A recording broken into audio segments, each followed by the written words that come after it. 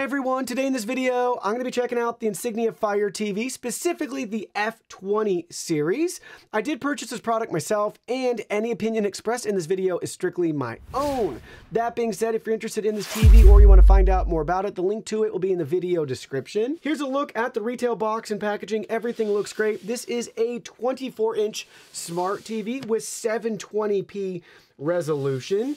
You'll learn more about the connection options and all of that on the back. Now let's go ahead, let's open it up and see what's inside. Here are all the contents. First up, you have your product literature consisting of a quick start guide in multiple languages and some important safety information. Be sure to reference that before use.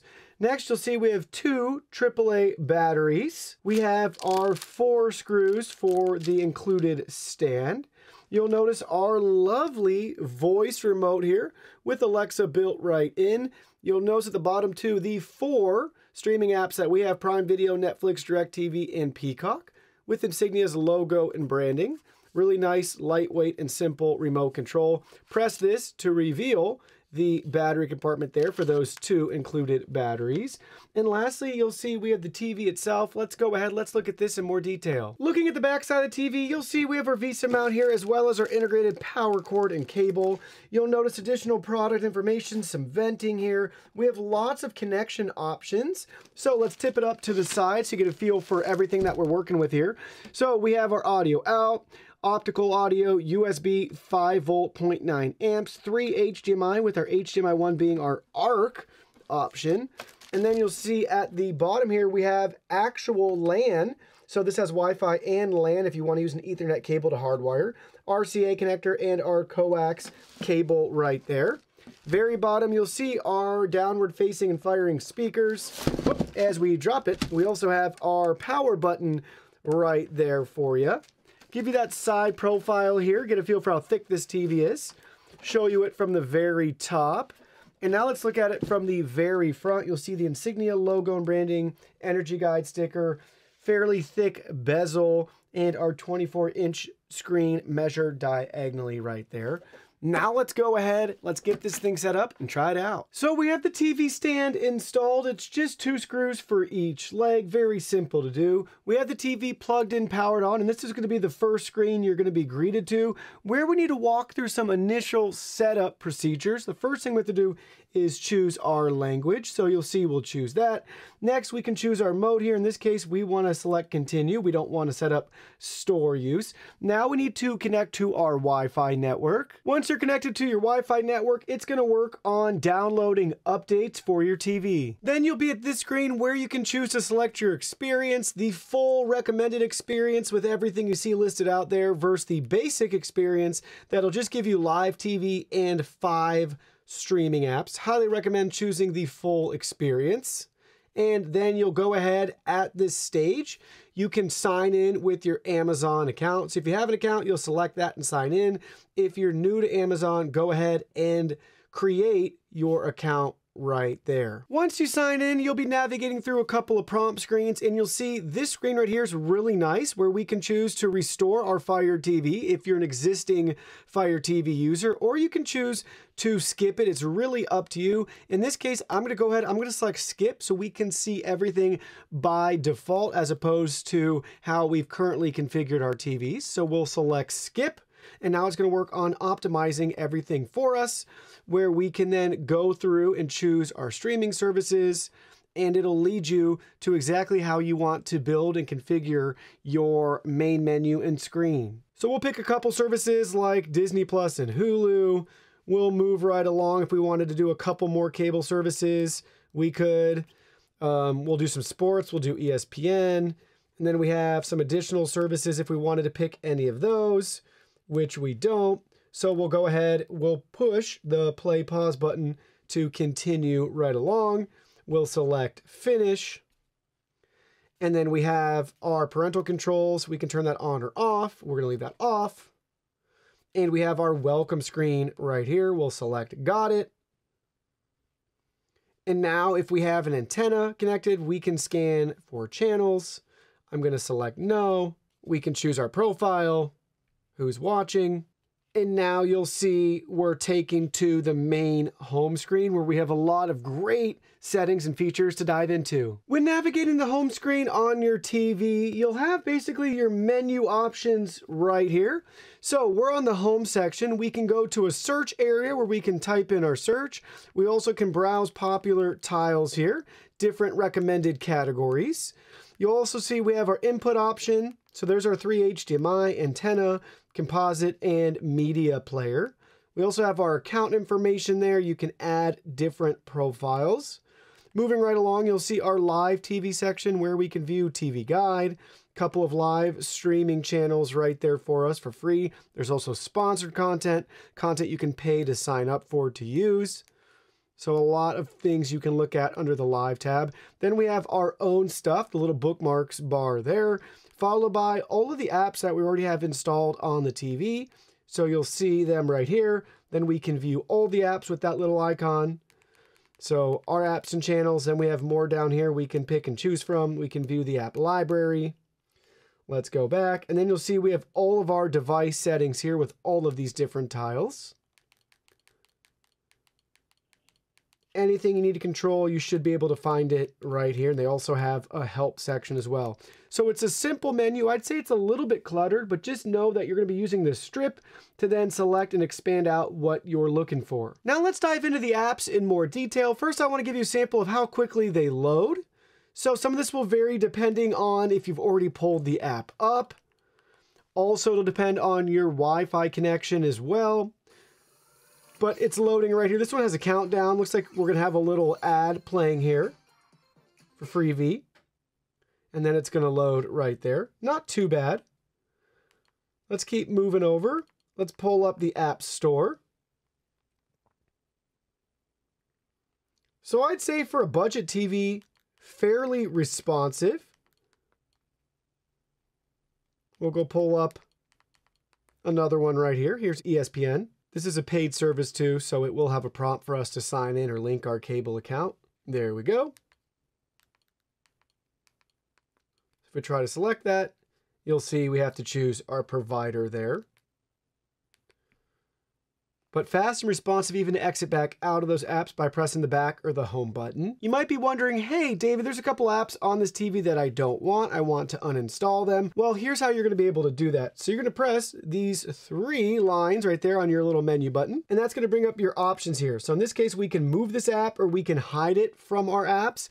This is a preloaded app from Amazon, so we're not able to get rid of that one. But again, we could hide it if we wanted to. Or again, hey, I want to move it to a different area.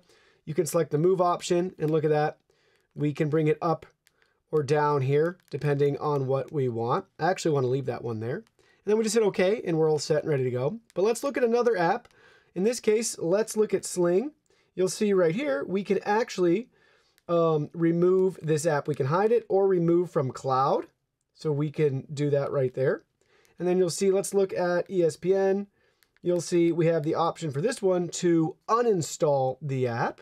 So a couple different options depending, again, on which app you're selecting. You can uninstall it, you can hide it, or you could remove it from cloud. It'll just vary on an app-by-app basis. And then again, don't forget, if you want to rearrange some of this, you can do that right there. So very easy to do that. Let's discuss picture settings. So we're streaming CBS News right now. If we want to change or tweak the picture settings, just press the settings gear icon on your remote control. We have multiple options here. So in this case, let's go down to picture. And you'll see we have different modes. So we could do movie mode. There's movie mode. Here's dynamic. Here's natural. And then a custom mode, if we want to do custom. But let's go back. You'll see how they each change the picture colors right here. And you'll see the breakdown of them. So very easy to do. You might want to mix it up depending on the type of content that you're consuming. Moving right along, we're now looking at our first UFO test, which is showing us different FPS values at our 60 Hertz refresh rate with our full 720p resolution. So look at how different and drastic this is as we double those FPS values. Typically, when you're seeing something like this, you want that faster refresh rate for fast movement and motion. A lot of times in gaming especially, the greater the FPS value you can push, it'll be a competitive advantage for you, and it'll just look better as you're playing the game. So 60 hertz is basically bare bones today in regards to any display, whether it's a monitor or a TV. So that's what you can expect with your footage here at 60 FPS at that 60 hertz for that UFO. It's tolerable. That's probably all I'm gonna say there. And now we have our UFO ghosting test right here. Watch as that alien's moving across the display. You'll definitely notice very blurry, not super clear with the movement and motion. And there's a lot of artifacts behind the alien. So it's got your typical, I'd say, like smearing, as well as just additional artifacts further along. So that's what you'll probably see very similar if you're playing games on this TV. We'll get some sample footage here coming up, but right now with the UFO test on the display, you'll see ghosting, and I'd even say some artifacts directly behind the UFO, regardless of whatever one you're looking at as it's moving across the display. Depending on your device, you also may be able to cast it directly to the TV. There's a couple of ways to go about getting to this setting, but just press the settings gear icon. This will be probably the quickest way for you. And there's your display mirroring setting.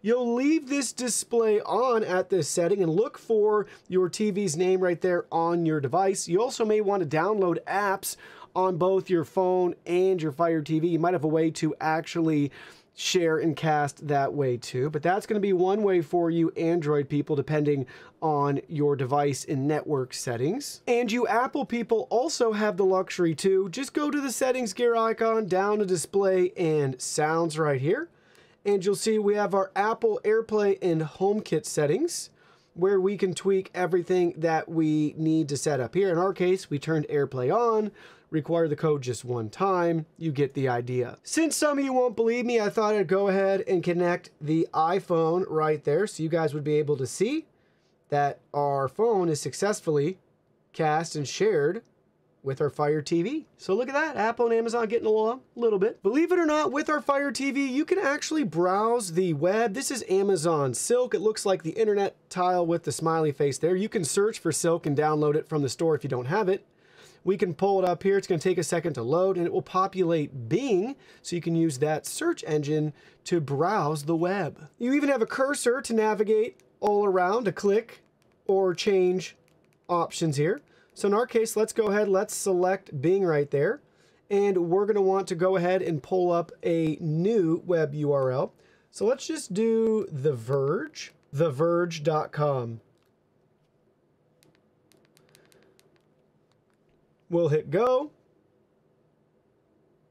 and you'll see it's browsing, and sure enough, look at that. We got The Verge right here on our Fire TV. Amazing. Let's load the first article about Tesla. The new upgraded Tesla here. Not going to be the fastest experience, but look at that. Pulls right up. Amazing.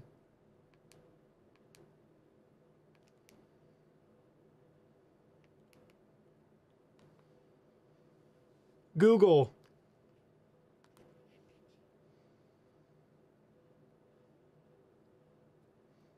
Yes, I have to Google Bing. I love that. Or Bing Google. Hey, there's Google. You can even sign into your account if you want. Digital David. Yes, I know. I just Googled myself. But look at this. This is awesome.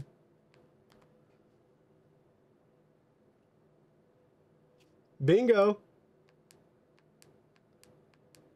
Cool stuff. So Google works, pulling up YouTube right now. Awesome, awesome, awesome. We're going to test out the built-in speakers on this TV to see how it sounds, playing some music, Chef, specifically the song Dripping with Ice. Let's give it a listen here. We'll adjust our volume accordingly. We'll start at about 50. And again, they're firing and facing downward.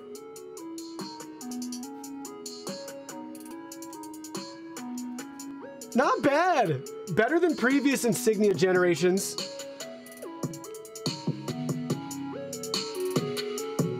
little bit of bass.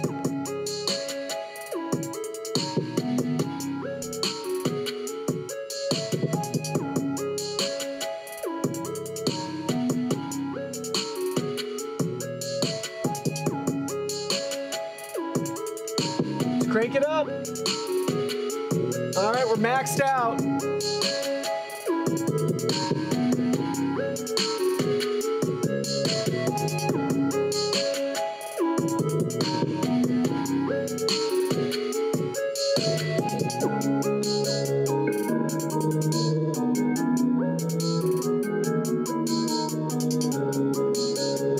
Well, I like it. Are they fantastic? Are they the best of the best? No, this is a budget-friendly TV. If you think that way, I gotta hit you over the head with it. If you have a soundbar, headphones, whatever, yes, you should definitely use those. But if you're ever in a pinch and you need some speakers, compared to a lot of other TV speakers and monitor speakers, this is definitely above board, above the pack there. That isn't saying much, I know, but compared to the bare minimum, it feels like these are overachieving. Now we're gonna talk about input lag. Keep in mind, we have it on standard mode right now, and I'll show you why the game mode will make a pretty substantial difference in your TV's performance. So you'll see right here, 68.5 milliseconds, followed by 60.9, and then you'll see down here 53.8, 53.7. Now we're going to change it to game mode using our picture settings, and we'll see what we get. Settings, again, picture settings, we're in standard. You're going to want to select game. And now look at these results. Our input lag is now only 35.5 or less, 35.1. Then you'll see in the middle here, 28 or less. And now at the very bottom, look at that,